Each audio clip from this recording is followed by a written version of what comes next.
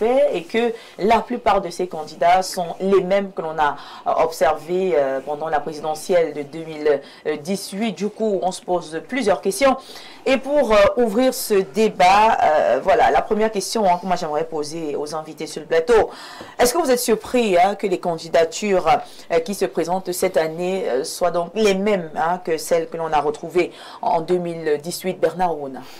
Je ne suis pas du tout surpris et je suis convaincu que rien ne va changer en 2025 par rapport à 2018. Pourquoi vous le dites? Je le dis parce que le podium sera certainement le même. Le podium sera certainement, c'est-à-dire les trois premiers seront certainement les trois premiers de 2018, avec Paul Biya en tête, suivi de Maurice Kamto si jamais il est validé comme candidat, suivi de Cabral Libby si jamais aussi le vieux Conan lui colle la paix. Alors vous aurez des candidats qui pourront créer la surprise. Ce sera certainement Akere Mouna qui va se disputer la 4e place avec Joshua aussi, et certainement Madame Ndamjoya, qui à prendre également au sérieux. Mais je dis le podium sera pratiquement le même qu'en 2018. Donc rien ne va nous surprendre là. Parce que le président Biya, s'il est candidat, il sera premier. Et si Maurice Kamto est candidat, il sera deuxième. Si Cabral Libby est candidat, il sera troisième. Et les trois autres candidats qui viennent là, Akere Mouna, Ndamjoya et Joshua aussi, ils vont se disputer la 4e place. Les Serge Matomba et les autres viendront là-bas vers la fin. Et ce sera le classement de 2025. Donc, pour répondre à votre question, simplement, je vous assure, rien ne sera surprenant de retrouver les mêmes de 2018 qui seront dans le podium de 2025. D'accord. Merci pour votre réaction. Avec vous, Astrid Bissa, quelle lecture ou quelle interprétation peut-on faire de ce statu quo? Moi, je dis que chacun vient là juste pour la mangeoire. Donc, ah bon? Oui, oui. Parce que je ne... Sincèrement, je vais pas dire ce que je pense de tous ces... Non, non, non. Je préfère m'abstenir. Je veux voir ses enfants grandir. Je vais encore voir les enfants. Je veux voir mes enfants grandir. Voilà. Non, je suis d'accord. Je suis d'avis avec M. Bernard. Il n'y a pas... Il n'y a rien de nouveau. En fait, il n'y a rien d'impressionnant. Il n'y a rien qui... Je ne vois aucun changement. C'est les mêmes choses, c'est les mêmes procédures, c'est la même chose. Il y a quand même des nouveaux candidats. Il y a El Hadj Abakar Ousmane, leader de la coalition citoyenne pour le changement, le CCC. On a... voilà. Il sera 10e. On a Christian Beaumont, voilà, Tibané, un avocat. Il y a de nouveaux candidats également à côté des... Christian Tibané. Oui. En tout cas, de toutes les façons, j'attendrai tout simplement l'après-Biya, si je peux dire ça comme ça. Oui. J'attends tout simplement l'après-Biya. Après, est-ce qu'il a déjà officialisé sa candidature? Non, quand je dis l'après-Biya, je ne dis pas qu'il va partir cette année. Bernard, on a tout à l'heure à faire. Non, je ne peux même pas donner mon... Tant que... Bon, le président sera à Yaoundé ce week-end.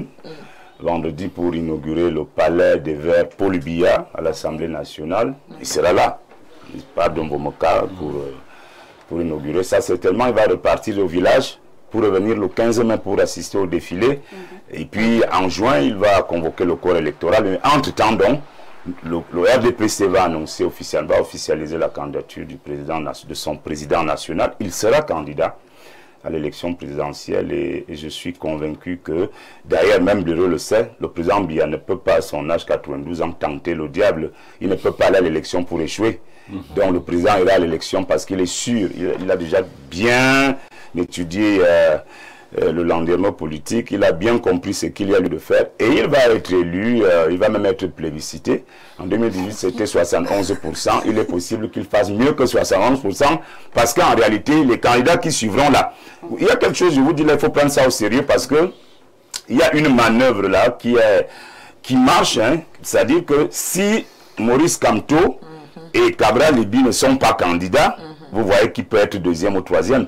Donc ça veut dire qu'il y aura une rupture là entre le président Biya et son deuxième, ce ne serait même pas de challenge, il serait même pas un challenger. Donc il pourrait avoir même 85%, les autres vont se partager les 10 ou 15 autres pourcents restants. D'accord. Stéphane Menunga, dites-nous quel regard sur ces candidatures à annoncer. La question que j'aimerais également vous poser, c'est de savoir, au vu, n'est-ce pas, de ces mêmes candidatures qui reviennent, est-ce que le terrain politique n'est pas limité? Est-ce qu'il n'est pas assez ouvert? On sait qu'il y a plus de 300 partis politiques au Cameroun. Pourquoi seulement les mêmes? Pourquoi seulement les mêmes qui arrivent? C'est vrai qu'on dit qu'il y a plus de 300 partis politiques au Cameroun, mais j'ai l'habitude de dire que quand vous faites une analyse stricte du point de vue de la science politique, il n'y a pas 2 partis politiques au Cameroun. Il n'y a pas 2. La Palombra, et c'est lui que tous les vrais politologues utilisent, il a défini ce que c'est qu'un parti politique.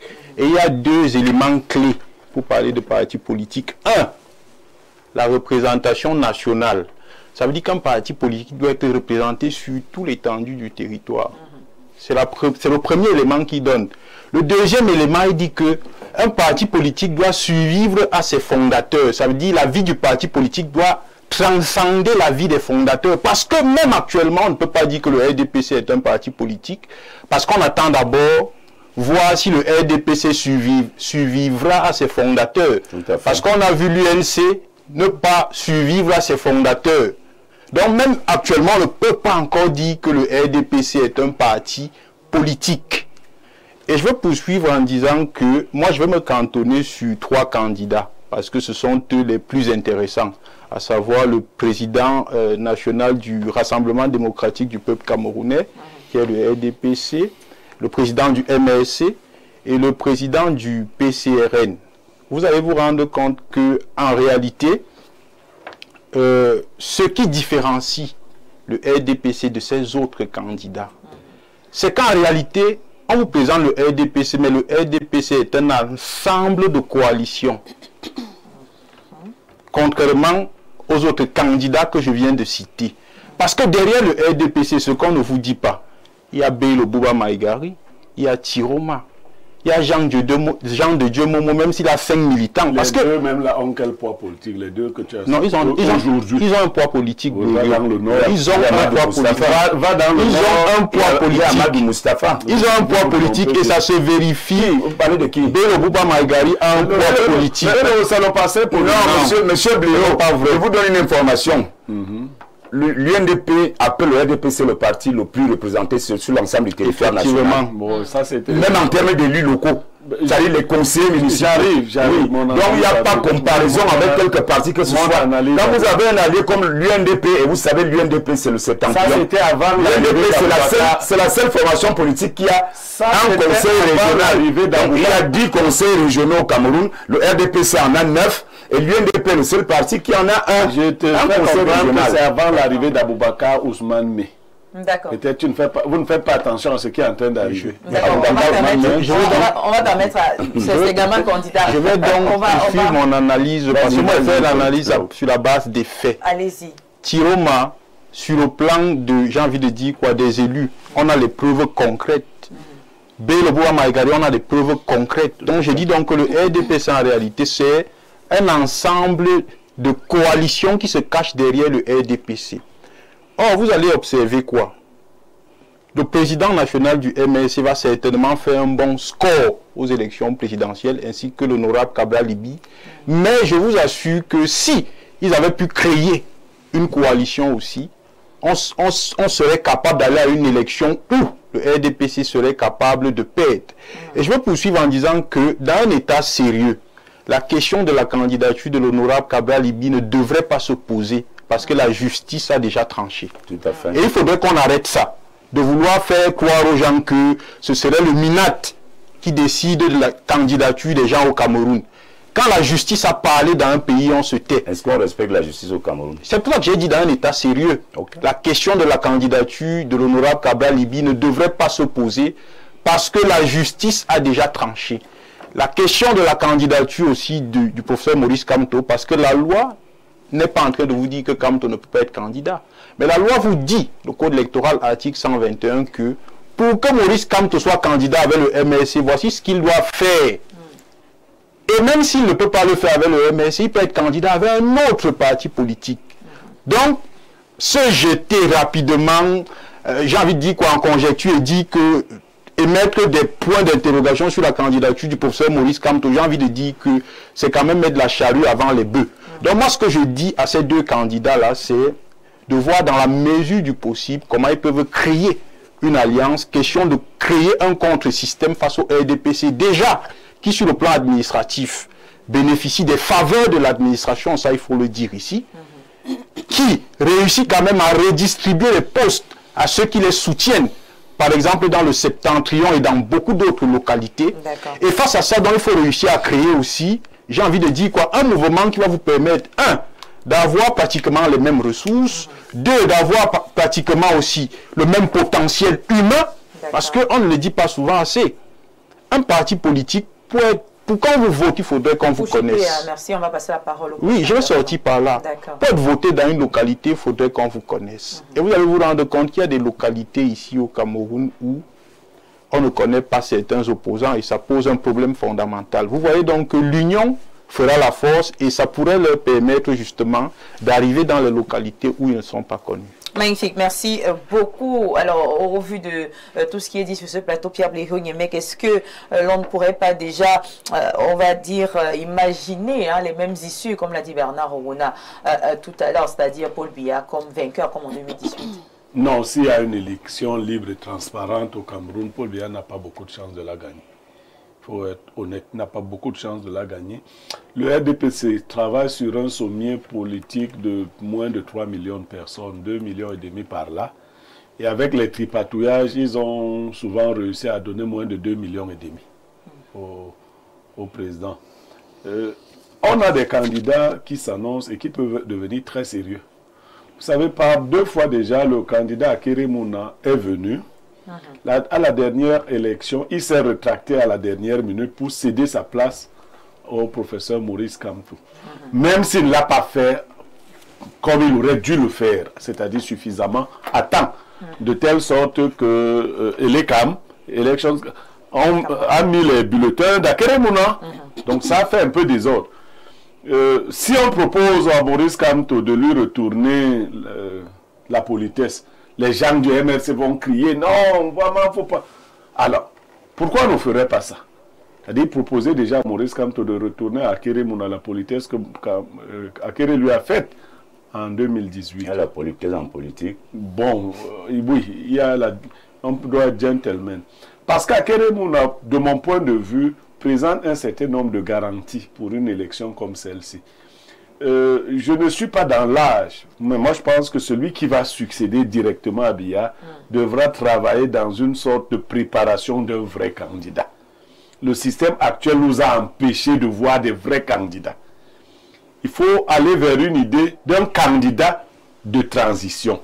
C'est-à-dire, il est là, il gère pendant un certain temps sur la base d'une plateforme et il permet aux candidats. Parce que les vrais candidats ne vont pas candidater contre Biya aujourd'hui. Si tu es un candidat sérieux, tu vas rester dans les ténoirs en attendant que Paul Biya s'en aille. C'est pour ça que je disais, j'attends plutôt la fin. Pas parce qu'il va battre l'élection. Oui.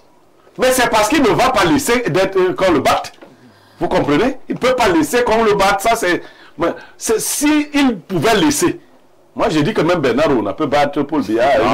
Non, tu vas me créer les problèmes. Voilà. Donc, vous voyez, dès qu'on dit non, vraiment, tu veux me créer les problèmes. Je vais voir mes enfants. Je vais voter le président Biya.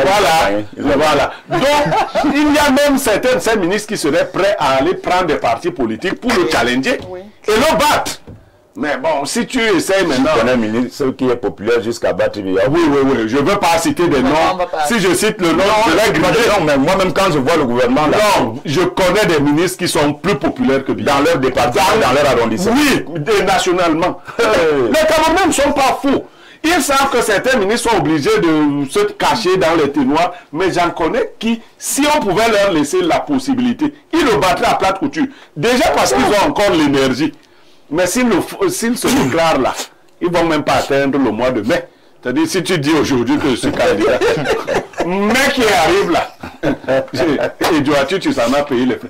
Mais qui arrive là, il y aura plein de procès sur toi et puis tu vas te retrouver d'abord à Salapumbe, après Salapumbe. D'accord. Donc, je veux dire que l'élection est presque pliée pour celle de 2025. Oui. À moins que Dieu veuille nous aider.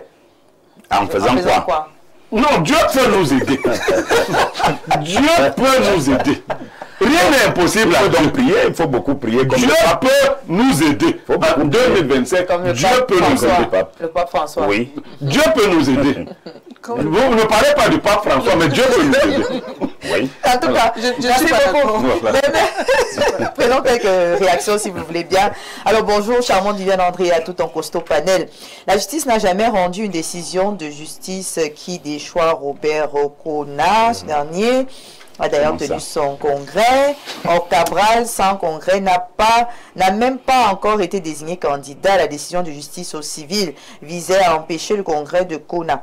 Est-ce que Cabral ne dispose d'aucun document faisant de lui président du MRC du PCRN. Ouais, il voulait dire PCRN. En ce qui concerne Maurice Kamto, c'est une analyse empirique et réaliste qui incline à penser que Kamto ne sera pas candidat. Timothée Essomba Abel, directeur de publication. D'accord.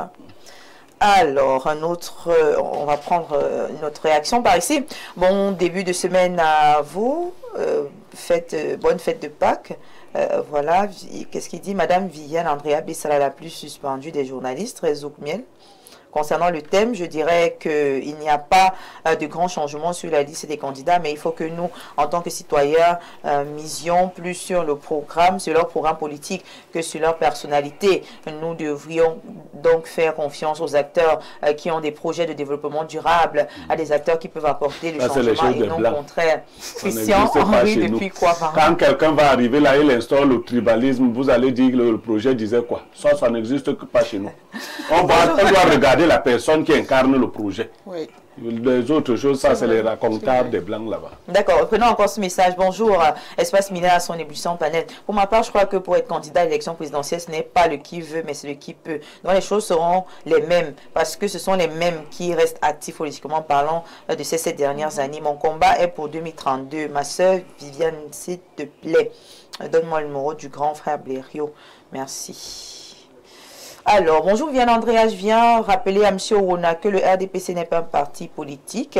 Je suis déçu de voir des aînés comme lui qui manquent de courage. Mais comme Blériot l'a dit, Dieu va nous aider.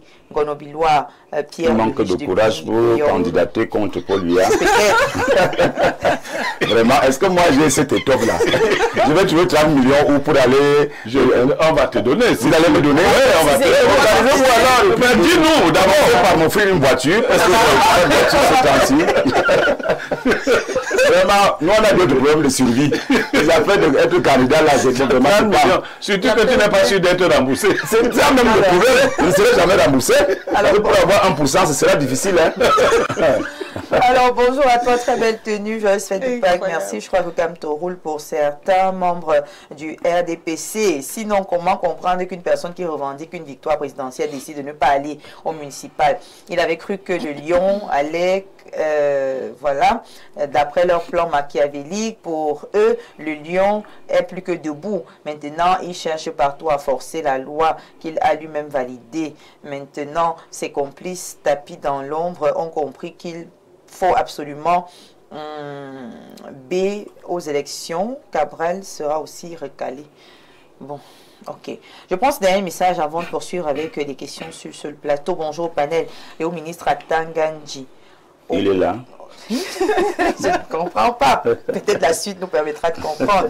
Au Cameroun, les partis politiques se créent librement. L'activité politique peut s'exercer dans différentes organisations, associations, groupements politiques lors de réflexion, sans apporter une définition légale à la notion de parti politique. La loi du 19 décembre 1990 reconnaît comme parti politique la personne morale de droit privé qui s'est assignée un but politique si elle est éligible à l'aide publique ou si elle a régulièrement désigné un mandataire financier. Dans son ouvrage, les partis politiques politique Maurice Duverger établit une distinction entre deux types de partis. D'une part, les partis de cadres apparus dès le 19e siècle et qui ont constitué de notables issus, dans un premier temps, la bourgeoisie ou de l'aristocratie, et d'autre part, les partis de masse nés au début du XXe siècle avec le développement du socialisme et du communisme qui aspirent à la transformation de la société et la réalisation d'un ordre social nouveau. Docteur Fabio Tama, on va s'arrêter à ce niveau-là. Alors, on va encore poser quelques questions.